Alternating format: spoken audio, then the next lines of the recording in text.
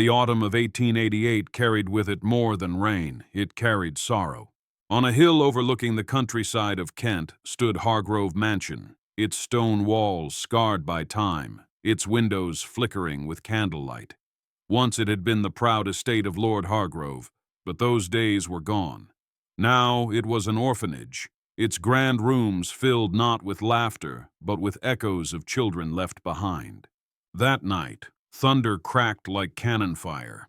Inside, the children huddled under threadbare blankets in the great hall.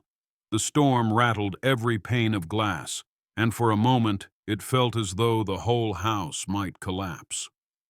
"Miss Whitfield will come," whispered 10-year-old Clara, trying to sound braver than she felt. But the matron did not appear. Instead, the silence stretched on, longer, heavier, until the children realized they would have to comfort each other. The mansion was supposed to be their shelter, yet, in the storm's fury, it felt like a haunted reminder that the world had forgotten them. There were 23 of them in total. Some were infants left at church steps. Others were children whose parents had died in the factories or on battlefields. But to the outside world, they had no names. They were simply the forgotten. No families came to adopt them. No carriages ever pulled up the long, winding drive to bring them home. They lived, ate, and slept in the mansion, their lives measured by the toll of the dinner bell and the stern footsteps of Miss Whitfield. Each child longed for something. Eleanor longed for freedom, Thomas for adventure, Clara for gentleness, and Samuel for warmth. But longing was dangerous in Hargrove Mansion. Longing could break your heart. In a place where kindness was scarce, the children clung to each other. 4 in particular stood out.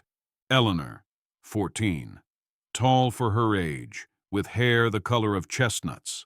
She became the mother the others did not have, shielding them from Miss Whitfield's punishments.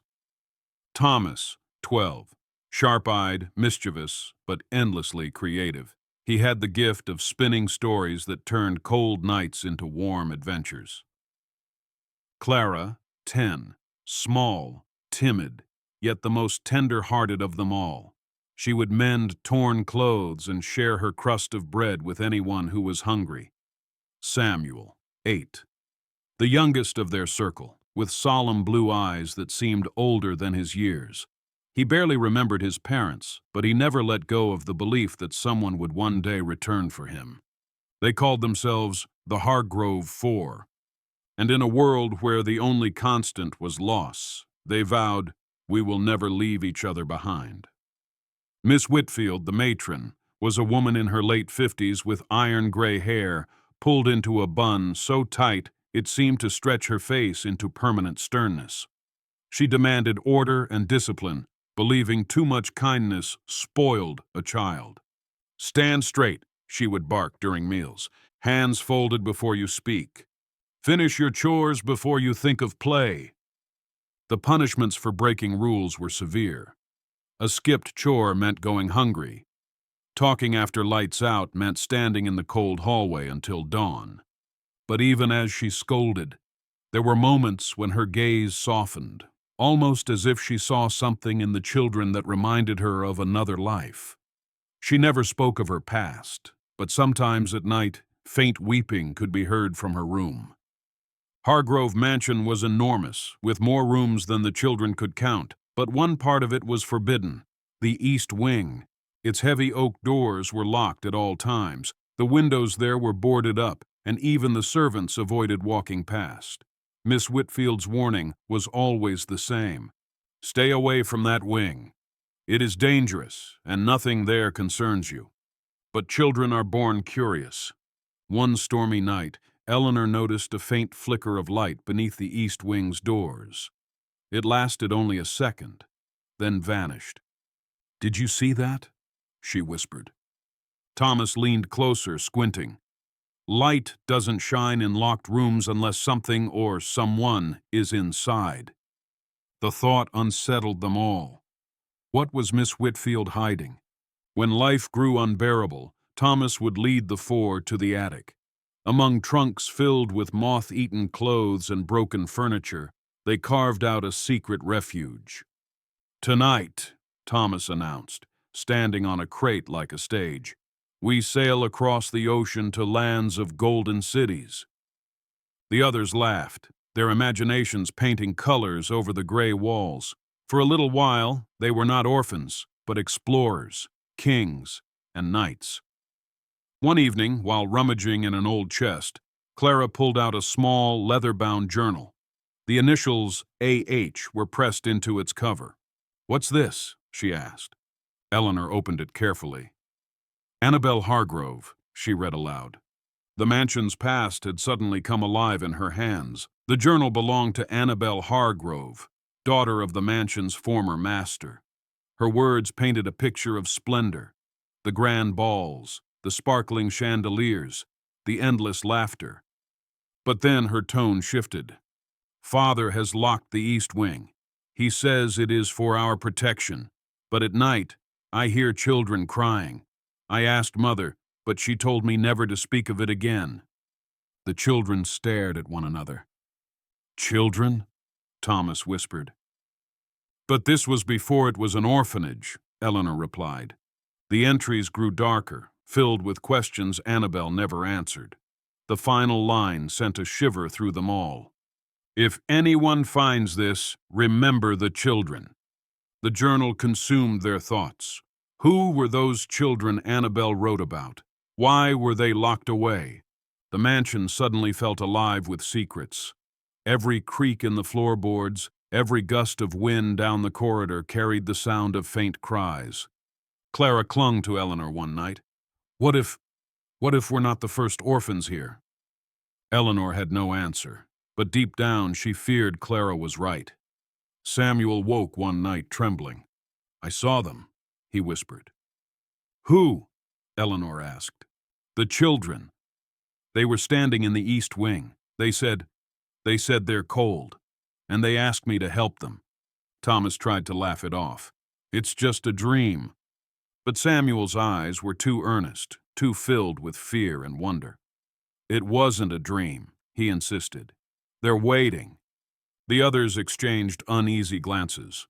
One morning, while cleaning in the dining hall, Thomas spotted something fall from Miss Whitfield's apron pocket. A brass key, small and carved with strange vine-like designs.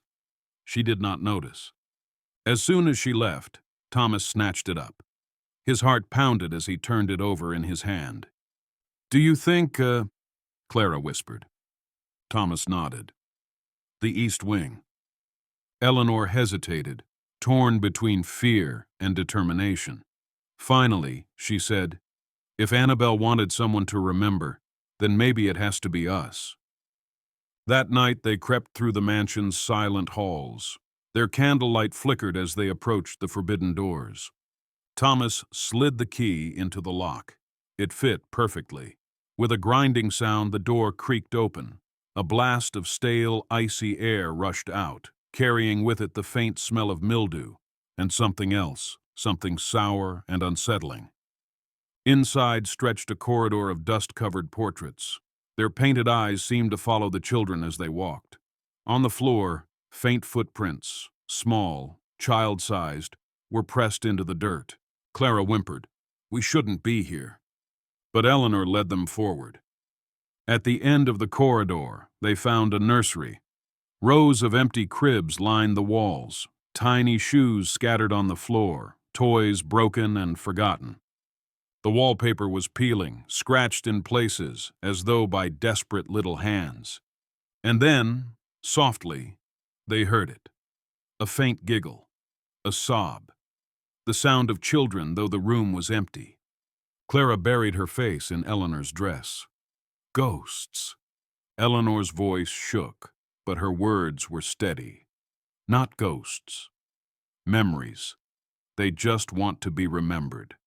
The next morning, Eleanor gathered her courage and asked Miss Whitfield about the East Wing. For the first time, the matron's face turned pale. Her hands trembled as she snapped, "Never speak of that place again." But later, Eleanor found her in the chapel, kneeling, tears slipping silently down her cheeks. "Forgive me," Miss Whitfield whispered. forgive us all." Eleanor realized then Miss Whitfield wasn't just cruel, she was hiding something. Piece by piece, Thomas unraveled the truth from the journal and old servants' whispers. Decades ago, during a famine, Lord Hargrove had taken in poor children from the streets, an act praised by society. But behind closed doors, he locked them in the East Wing, unwilling to share food with mouths that did not belong. The children starved slowly, their cries echoing through the mansion. The Hargroves buried the truth, but the sorrow lingered. The mansion was not haunted by ghosts, but by injustice. One night, the four awoke to find Samuel missing. Panic surged through them. They searched every corridor until they heard faint laughter coming from the East Wing. Heart pounding, they pushed open the nursery door, and there he was. Samuel stood before an empty crib, his small hand stretched out. "They're here," he said softly. "They're not angry. They just don't want to be forgotten." His voice was calm, almost otherworldly. The others realized he wasn't afraid. He was listening. The four gathered in the nursery, their candle casting shadows across the walls. Eleanor stepped forward. "We know you're here," she whispered. "We remember you. We promise you won't be forgotten again." The air grew warmer, as if invisible hands had touched theirs. The candle's flame steadied. Clara gasped softly, for in that moment, faint figures, smiling, translucent children, seemed to shimmer in the light. And then, gently, they faded. Miss Whitfield could no longer carry the burden. She confessed that she was a descendant of Annabel Hargrove. Her grandmother had told her the truth, that the mansion once became a grave for children who should have been saved. Miss Whitfield had taken her role as matron to atone, but instead of love, she had ruled with fear, terrified of failing them. With tears in her eyes, she said, "I wanted to protect you from suffering, but I see now. Love would have done more than rules ever could." For the first time, the children saw her as human, not a tyrant, but a woman broken by guilt. Everything changed after that night. Miss Whitfield softened. She allowed laughter in the halls. Meals grew warmer, longer. The East Wing was opened, not as a prison, but as a memorial and playroom. The orphans painted murals of families, fields, and sunshine on the nursery walls, covering the desperate scratches of the past. The mansion began to breathe again.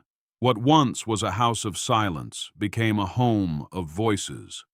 Months later, a parish organized an adoption fair. Families came, walking the halls of Hargrove Mansion, meeting the children.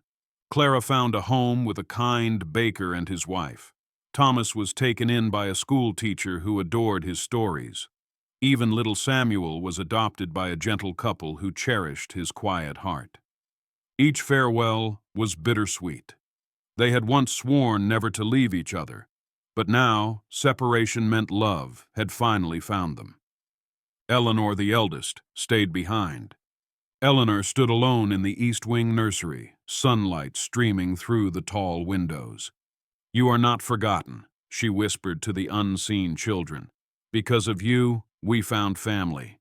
Because of you, we found hope." Miss Whitfield entered, her voice softer than ever. "You remind me of Annabel." She too wanted the children remembered. Years later, Eleanor became a teacher. She told her pupils the story of the forgotten orphans of Hargrove Mansion. Each time she spoke, the lost children lived on.